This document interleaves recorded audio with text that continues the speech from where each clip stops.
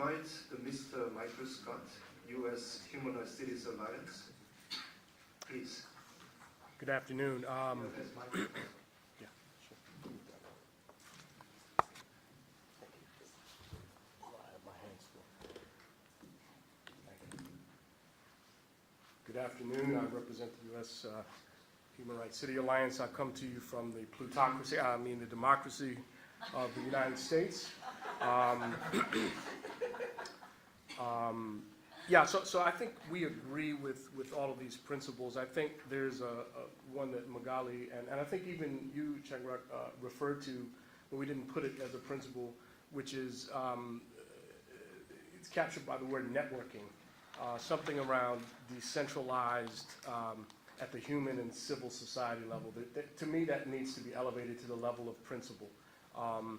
And so, you know, as a primary apparatus and mechanism by which we do this, because we've heard a lot about all these last few days about making space and partnering with civil society, but I mean actually clearing the space for civil society to share power in ways. I mean, there's a paradox that the money that we want to return to civil society actually comes from civil society.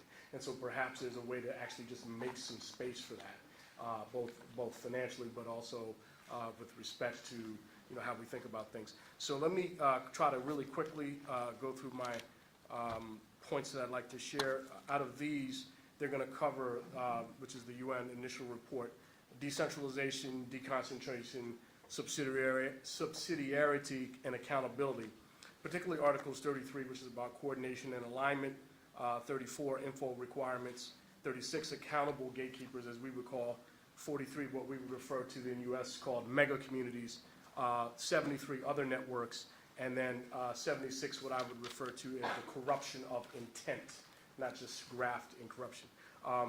So right now, and in particular, I'm going to try to answer the questions because I ran out of time. What kind of support is needed? We need to break up the fascia of power, ideology, and constraints that prevent civil society from emerging. And what I think that, and I'll coin a term here, we need quantum relationships or quantum organizing and action that's about alignment, decentralization, and civil society, crowdsourcing those ideas and power. What can we learn in the U.S.? I think we're doing a really fine job of some of that crowdsourcing. I think there's a problem with awareness, though. While we're promoting and protecting civil human rights, there's not an awareness that we're doing so. So we miss the synergy that occurs when that happens. The situation in the U.S. And the other things I'll highlight: CERD, CEDAW. I want to lift Jackson, Mississippi, and Participatory Democracy, the Left Forum. We have a Day of Remembrance coming, and Indigenous Peoples Day are all in alignment with these principles. The situation in the U.S. for human rights is currently dire. Amid its more public actions and statements that are openly hostile to human rights. The Trump administration recently removed the humanrights.gov website as his first act the first week in office. And the State Department staff working on human rights are leaving the agency in droves. At the same time, since the Trump election, we've seen more local mobilization and popular recognition of the importance of local government and local mobilization for change. Just recently in 2016, we had a convening in D.C., Washington, D.C., around the federal government perspectives on local, state, and human rights. And at the time, there were Obama administration officials who indicated that there's simply little systemic effort in the U.S. government to push states, and that was under Obama before we got Trump. So we're in a very dire moment here, and it's also an opportunity. Emerging guidelines to local human rights implementation.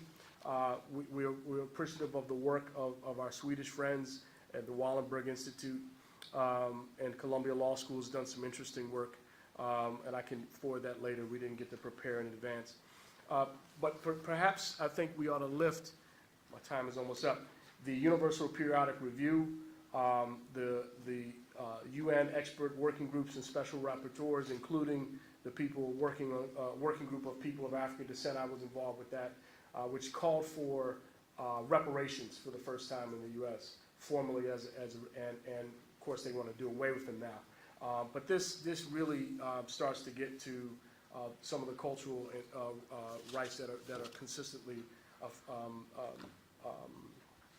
belittled in the States. And so we have to have bottom-up treaty ratification. So we're very happy of CEDAW and the work there, some of the cultural work, the Right to Housing Alliance, the National Law Center on Homelessness and Poverty. And I think the Jackson, Mississippi example is the finest example of organizing in the U.S. to date. We worry about them coming under fire. But the Jackson Human Rights Initiative and Malcolm X grassroots movement have been key players in advancing the human rights city initiatives in Jackson. Is my time up? I think my time's up. Time's up. Thank you. Thank you. Thank you.